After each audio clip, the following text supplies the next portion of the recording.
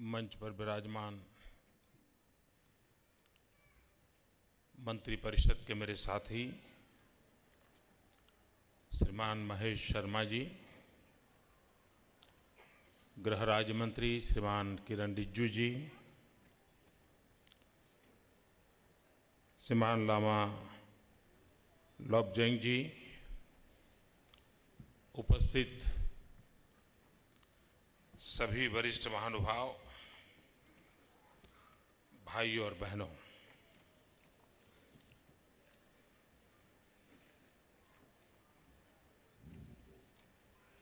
आज हम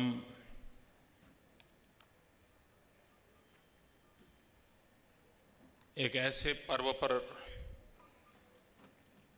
इकट्ठे हुए हैं जो एक प्रकार से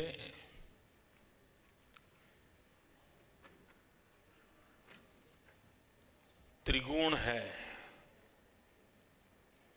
त्रिवेणी है। आज ही का पवित्र दिवस बुद्ध पूर्णिमा का, जब भगवान बुद्ध ने देह धारण किया था। आज ही का पवित्र दिवस जब भगवान बुद्ध ने संबोधि प्राप्त की थी, और आज ही का दिवस जब भगवान ने देह मुक्ति कर दिव्यता की ओर प्रयाण कर दिया था।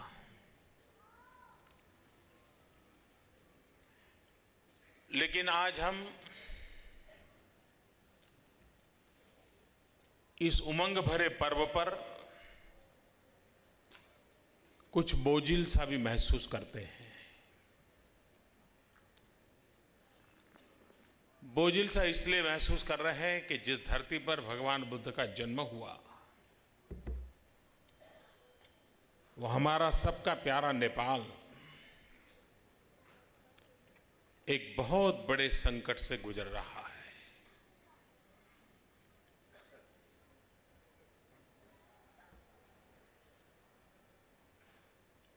ये यात्रा कितनी भयंकर होगी, उसकी कल्पना करना भी कठिन है। और कितने लंबे समय तक नेपाल के इन पीड़ित बंधुओं को इस यातनाओं से जूझना पड़ेगा, इसका भी अंदाज करना कठिन है।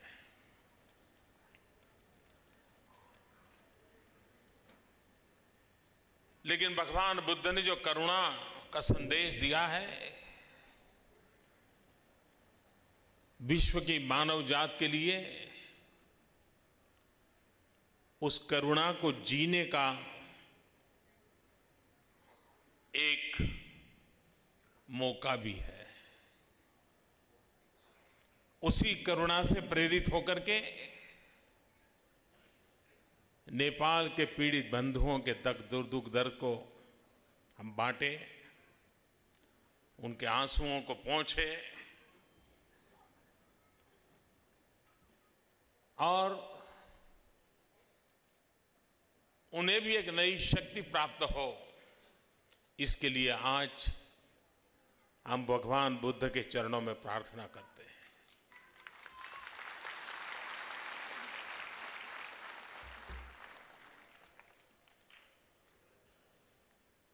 जब भगवान बुद्ध की चर्चा होती है तब यह स्वाभाविक है कि आज के युग में उन्होंने जो कहा था, उन्होंने जो जिया था और उन्होंने जीने के लिए जो प्रेरणा दी थी, क्या आज के मानव जात को, आज के विश्व को वह उपकारक है क्या? और हम देखें तो जीवन का कोई भी विषय ऐसा नहीं जिसमें आज भी बुद्ध प्रस्तुत न हो।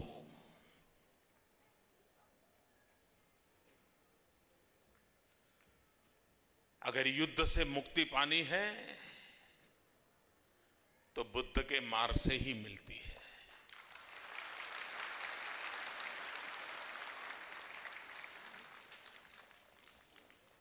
कभी कभार लोगों का भ्रम होता है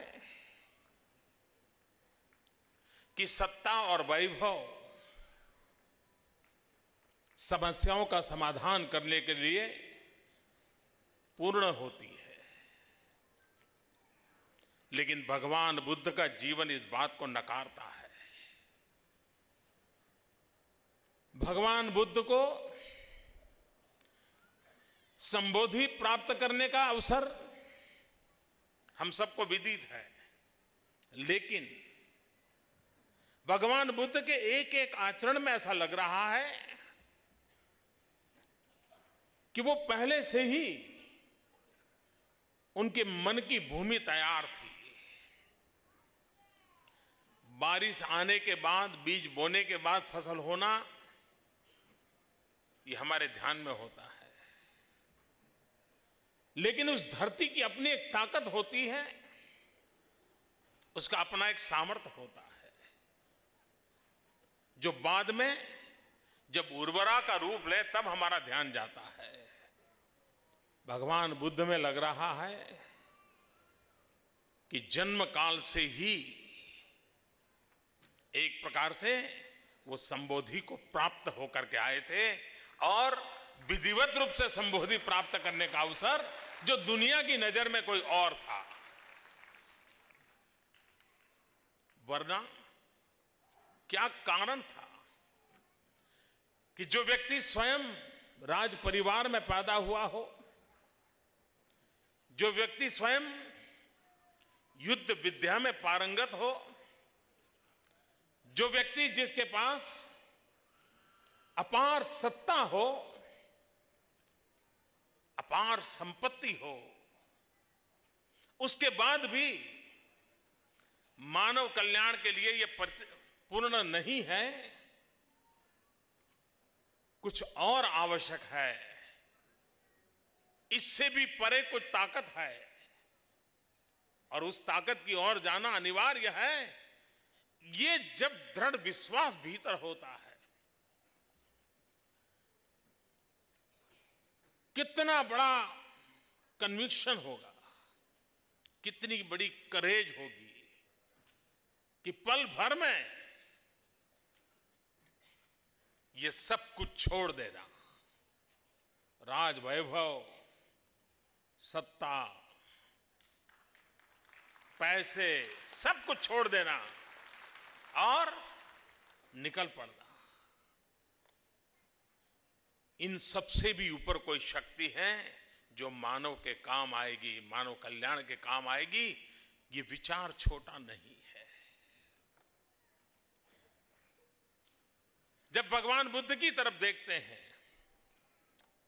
एक सातत्य नजर आता है, भीतर की करुणा उनके रोम रोम में प्रतिबिंबित होती थी, प्रवाहित होती थी।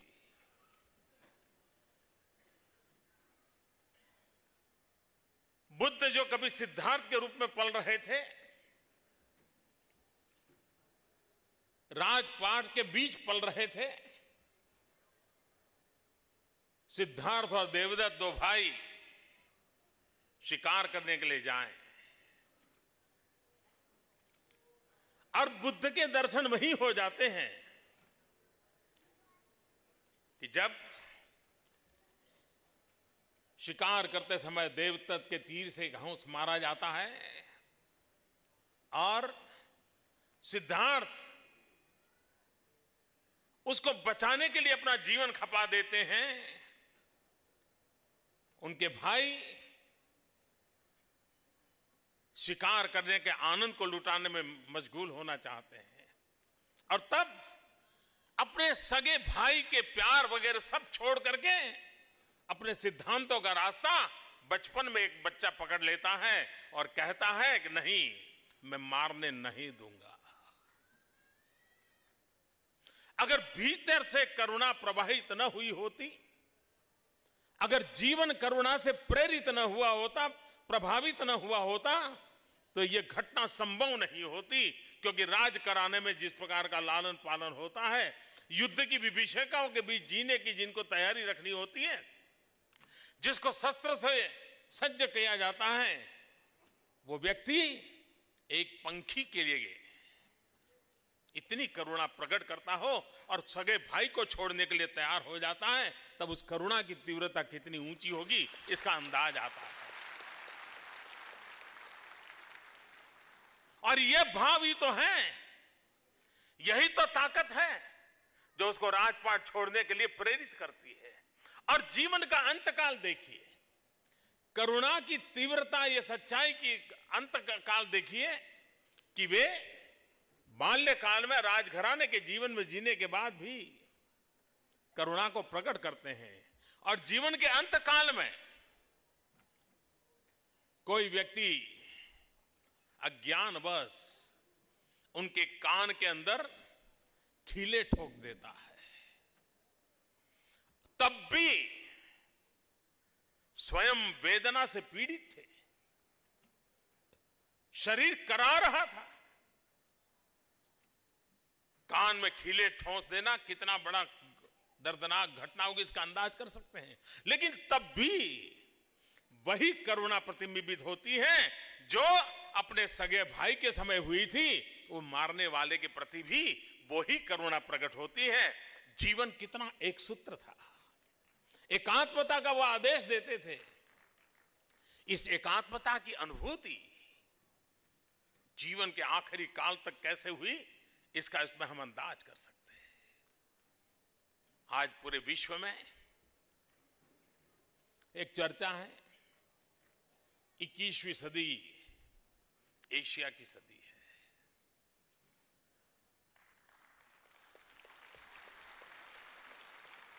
और इसमें कोई दुविधा नहीं, दुनिया में मतभेद नहीं, इस विषय में सब मानते हैं कि 21वीं सदी एशिया की सदी है। उसमें मतभेद हो सकता है किस देश की होगी किस देश की नहीं होगी, लेकिन एशिया की होगी इसमें कोई मतभेद नहीं है। लेकिन जिन लोगों ने 21वीं सदी एशिया की सदी की कल्पना की है, शायद उन्होंने एक पहलू की ओर नहीं देखा होगा। बुद्ध के बिना कभी एशिया की सदी 21वीं सदी नहीं बन सकती।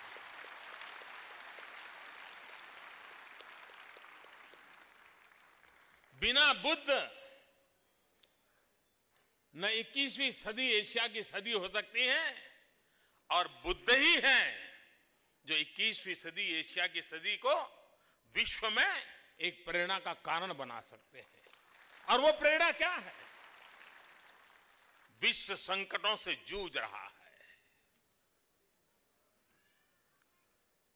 एक दूसरे के मौत पर उतारू है, हिंसा अपनी चरम सीमा पर है, विश्व का बहुतेक भूभाग रक्त रंजित है, तब करुणा का संदेश कहां से आएगा? मरने मारने की इस मानसिकता के बीच प्रेम का संदेश कौन दे पाएगा? और वो कौन ताकत है, कौन सी शख्सियत है जिसकी बात को दुनिया स्वीकारने के लिए तैयार होगी? तो जगह एक ही दिखती है, किनारा एक ही जगह पर नजर आता है, वो है बुद्ध।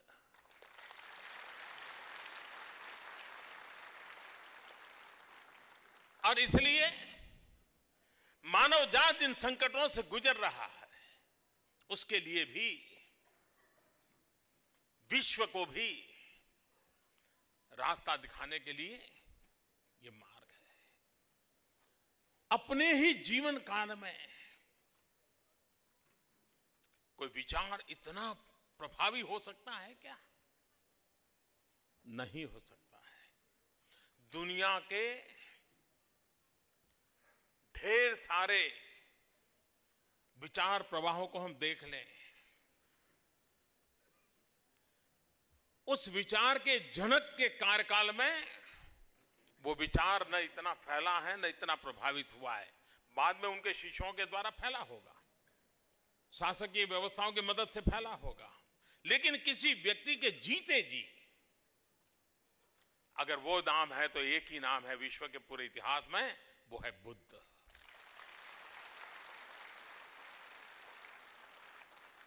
विश्व के कितने बड़े भूभाग पर ये विचार प्रभाव पहुंच चुका था और जन सामान्य की प्रेरणा का, आस्था का, श्रद्धा का केंद्र बन चुका था। और उस अर्थ में ये मानना होगा कि बुद्ध के साथ जितनी बातें जुड़ी हुई है, कभी कभार इस पहलू को देखते हैं तो लगता है कि बुद्ध ज्ञान मार्गी भी थे, क्योंकि जब तक कन्विक्शन नहीं होता, जब तक विचारों के तराजू पर चीजें तोली नहीं जाती हैं, जब तक कंपैरेटिव स्टडी करके बेटर डिसाइड नहीं होता है, तब तक दुनिया अपने आप चीजों को स्वीकार नहीं करती है। बुद्ध की बातों में ज्ञान मार्ग की ताकत थी, तभी तो विश्व ने उसको स्वीकार किया होगा, विश्व ने तराजू पर तौल करके स्वीकार किया।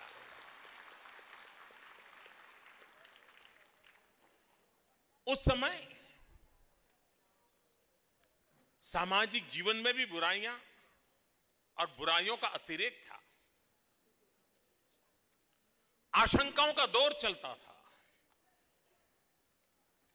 भूविस्तार एक सहज राज्य प्रवृत्ति बन गई थी। ऐसे समय, यानी ऐसे विपरीत समय में त्याग की चर्चा करना, मर्यादाओं की चर्चा करना, प्रेम और करुणा का संदेश देना और सामाजिक सुधार की बात करना, जिन मुद्दों को लेकर आज भी हम हिंदुस्तान में चर्चा करते हैं, 2500 साल पहले भगवान बुद्ध ने भी इन मुद्दों को स्पर्श किया था। मैं अभी यहां जब मुझे किताब दी गई तो मैं पढ़ रहा था, मैं एक चीज में प्रभावित हुआ तो मुझे लगता है मैं आपको बताऊं। एक स्थान पर लिखा है, पर कल्याण के बिना भविष्य और परलोक जैसे तो दूर की बात है। पर कल्याण के बिना भविष्य या परलोक के सपने से देखना है बहुत दूर की बात है। इसी जीवन की अर्थ सिद्धि भी नहीं हो सकती। मरने के बाद के सुख की बात छोड़ो, इस जीवन में भी सुख नहीं मिल सकता है। और फिर आगे कहा है, क्यों? जैसे मजदूरी के अनुसार काम न करने वाला मजदूर और काम के अनुसार या समय पर मजदूरी न देने वाला स्वामी, दोनों अपने ऐहिक अर्थ भी सिद्ध नहीं कर सकते। अब देखिए, दुनिया में जो लोग 1 मई मनाते हैं, पहली मई मनाते हैं, उन्होंने कभी कल्पना की होगी कि 2500 वर्ष पहले मजदूरों के संबंध में और मजदूरी के संबंध में भगवान बुद्ध क्या विचार रखते थे।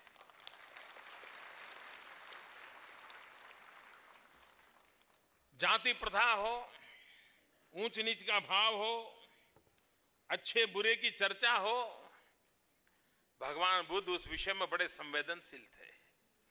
और क्या चाहते थे? एक जगह पे उन्होंने कहा है, दूसरों से अपमानित अल्प ओजस्वी लोग महान ओजस्वी बने। क्या इच्छा है? जो अपमानित होते हैं, अल्प ओजस्वी है, वे लोग महा ओजस्वी बने और धूप, हवा या परिश्रम से प्रेरित कुरूप लोग सुंदर बने। अरे मजदूरी करते करते पसीने से रेप-जेब रहते, जिनका चेहरा मोहरा लुढ़क गया है, वो चाहते हैं कि ये लोग सुंदर, यानी हर पल दलित, पीड़ित, शोषित, वंचित, यही उनके दिल के अंदर जगह बना के बैठा था। आगे एक जगह पे कहते हैं, महिलाओं के गौरव की बात को किस ढंग से उन्होंने रखा है, विमेन एम्पावरमेंट की चर्चा कैसे की है, अपने तरीके से की है, युग के अनुरूप कही है। उन्होंने कहा है, इस लोक में जितनी स्त्रियां हैं वे अगले जन्म में पुरुष बने।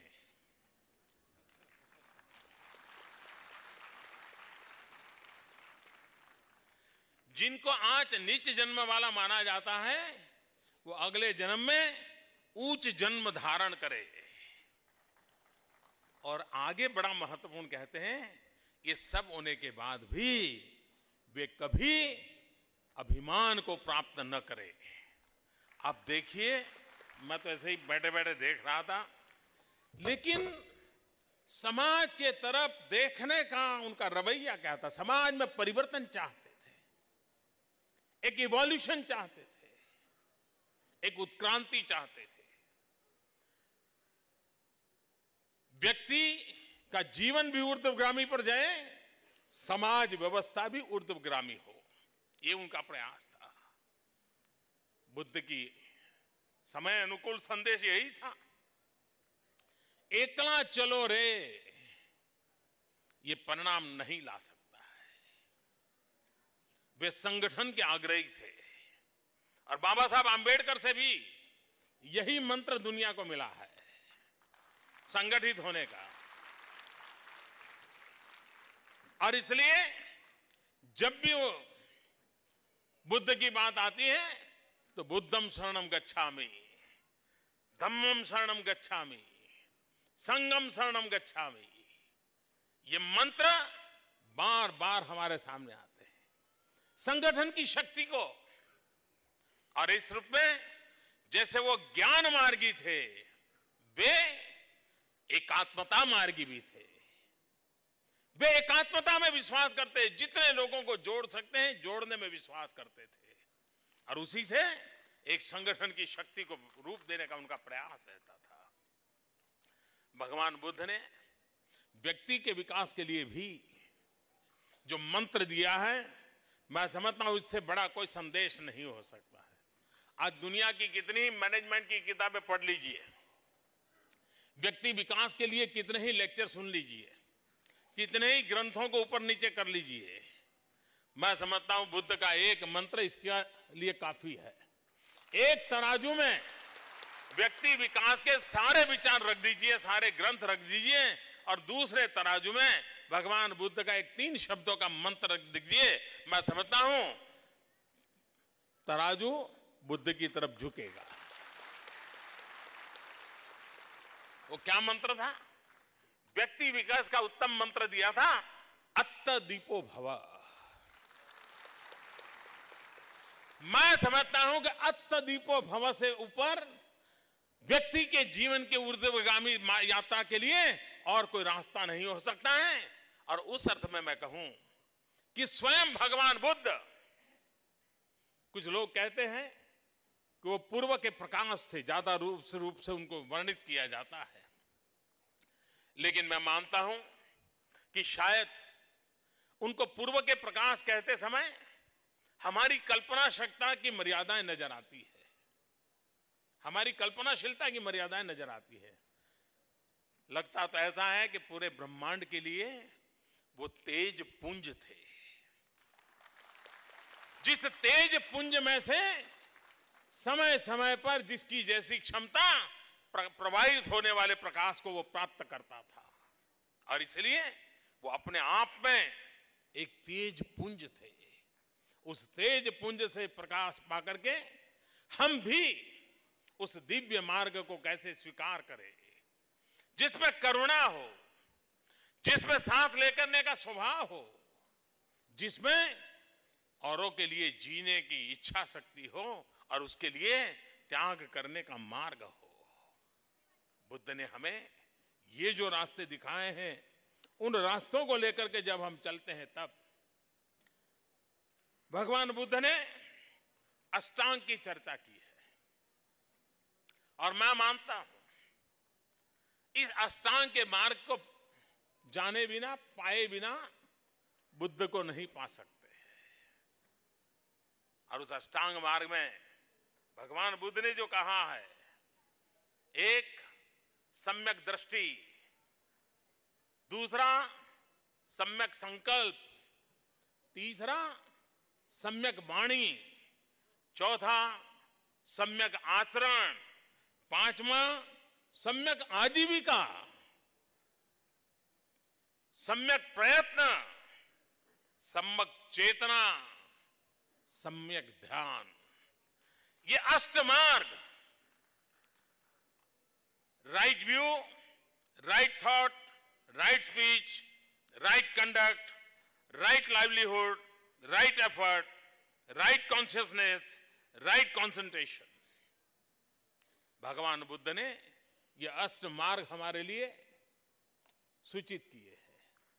आज भी यूनाइटेड नेशन अंतर्राष्ट्रीय योगा दिवस के लिए स्वीकृति देता है।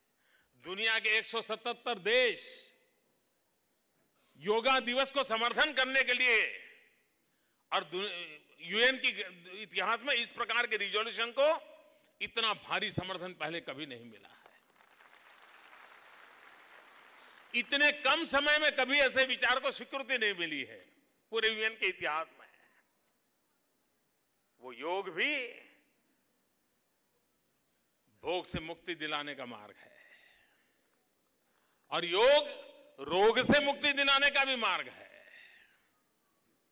और वही एक कदम आगे बढ़े तो ध्यान की ओर ले जाता है, जिसकी ओर जाने के लिए भगवान बुद्ध हमें प्रेरित करते हैं। और इस अर्थ में देखें तो आज के युग में जिन संकटों से हम जूझ रहे हैं, जिन समस्याओं से हम जूझ रहे हैं, उन समस्याओं का समाधान इन आवश्यकताओं की पूर्ति करता है। पूरे एशिया में भी मैं जहां भी इन दिनों जा रहा हूं, वो राज्य सरकारें, यो राष्ट्र की सरकारें एक बात मेरा कार्यक्रम बनाते समय जरूर ध्यान रखती है, और मुझे भी अच्छा लगता है जब वो करते हैं। तो कहीं पर भी भगवान बुद्ध का मंदिर है तो मुझे जरूर वहां ले जाते हैं।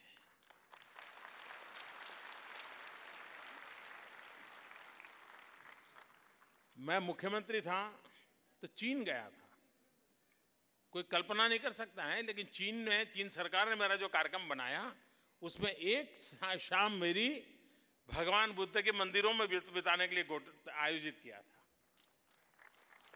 मैं अभी जापान गया तो क्योटो में स्वयं वहां के प्रधानमंत्री जी आए और वहां के इस भगवान बुद्ध के मंदिरों के परिसर को मुझे साथ लेकर के ले गए थे। अभी श्रीलंका गया, सभी बौद्ध भिक्षुकों के साथ मेरा मिलने का अवसर मुझे मिला, और मैं देखता हूं कि कितनी बड़ी आध्यात्मिक चेतना है, लेकिन बिखरी पड़ी है। समय की मांग है कि संकट से विश्व को अगर बचाने के लिए बुद्ध का करुणा प्रेम का संदेश काम आता है तो ये शक्तियां सक्रिय होनी चाहिए। और भगवान बुद्ध ने कहा था उसी रास्ते पर संगठित भी होनी चाहिए, और तभी जाकर के सामर्थ्य प्राप्त होगा। और मैं ये अच्छा हुआ कि हमारे कुछ लोगों का ध्यान नहीं गया अभी तक, वरना कई चीजें हमारे देश में बड़ा विवाद का कारण बनाने में देर नहीं लगती। मैं गांधीनगर में मुख्यमंत्री था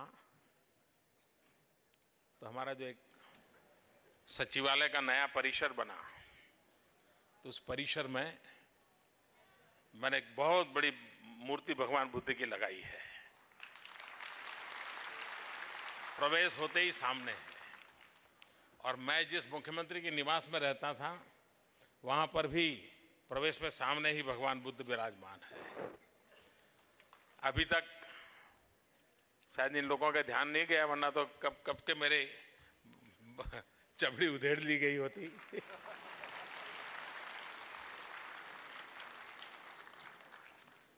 शायद एक कारण यह है, वो मेरे ज्ञान या जानकारियों के कारण नहीं है। कुछ बातें होती हैं जो हमें पता भी नहीं होती। मेरा जन्म जिस गांव में हुआ तो जब हम बच्चे थे, पढ़ते थे, तो आता था भाई ह्यूएन सांग यहाँ आए थे, यहाँ रहे थे। थोड़े बड़े हुए तो पता चला कि ह्यूएन सांग काफ़ी समय मेरे गांव में रहे थे। क्यों रहे थे, तो फिर पता चला कि हमारी सामान्य इंप्रेशन ये है कि भगवान बुद्ध पूर्वी क्षेत्र में थे, लेकिन आपको जानकर आश्चर्य होगा, भारत के दूर सुदूर पश्चिम क्षेत्र में मेरे गांव में बौद्ध भिक्षुओं के लिए एक बहुत बड़ा हॉस्टल था और हजारों की तादाद में बौद्ध भिक्षुओं की शिक्षा दीक्षा का वहां काम होता था। तो ये ह्यूएन सांग ने सब लिखा है। तो मैंने जब मुख्यमंत्री बना तो मुझे स्वाभाविक इच्छा हुई कि भाई ये लिखा गया तो कुछ तो होगा। तो मैंने हमारे यहाँ पुरातत्व विभाग को कहा, जरा खुदाई करो भाई, देखो क्या है। और मुझे खुशी हुई कि वो सारी चीजें खुदाई में से मिलाई। बुद्ध के स्तूप मिलाए, वहां के हॉस्टल्स मिलकर के आए हैं, और ह्यूएन सांग ने जो वर्णन किया था, हजारों की तादाद में लोग वहां शिक्षा दीक्षा लेते थे। तो उसके बाद मैंने जब मुख्यमंत्री था तो एक ग्लोबल बुद्धिस्ट कॉन्फ्रेंस की थी और बहुत एक बुद्ध भिक्षुओं को मैं उस जगह पे ले गया था। और मुझे ये भी खुशी थी कि हम एक जगह पे खुदाई कर रहे थे तो वहां से तो हमें भगवान बुद्ध के अवशेष मिले हैं। सोने की एक डिबिया मिली है जो अभी एमएस यूनिवर्सिटी में रखी गई है। भविष्य में सपना है कि भगवान बुद्ध के जो अवशेष हैं वहाँ एक भव्य भगवान बुद्ध का मंदिर बने और विश्व भर में भगवान बुद्ध से प्रेरणा पाने वाले सबके लिए ये प्रेरणा का केंद्र बने। तो मेरा नाता, मैं हमेशा अनुभव करता हूं, कुछ विशेष कारण से भगवान बुद्ध के साथ है, उस विचारों के साथ है, उस करुणा और प्रेम के रास्ते के साथ है। मुझे आज बुद्ध पूर्णिमा के इस पावन अवसर पर भगवान बुद्ध के चरणों में आकर के बैठने का अवसर मिला, उनका स्मरण करने का अवसर मिला और आप सबके दर्शन करने का अवसर मिला। मैं अपने आप को धन्य मानता हूं। मैं फिर एक बार नेपाल के लोगों के लिए भगवान बुद्ध से प्रार्थना करता हूं कि मेरे पीड़ित भाइयों को बहुत शक्ति दे और बहुत ही जल्द हमारा ये प्यारा भाई ताकतवर बने और शक्तिशाली बनकर के हिमालय की गोद में फले फूले। यही प्रार्थना करते हुए मेरी वाणी को विराम देता हूं। बहुत बहुत धन्यवाद।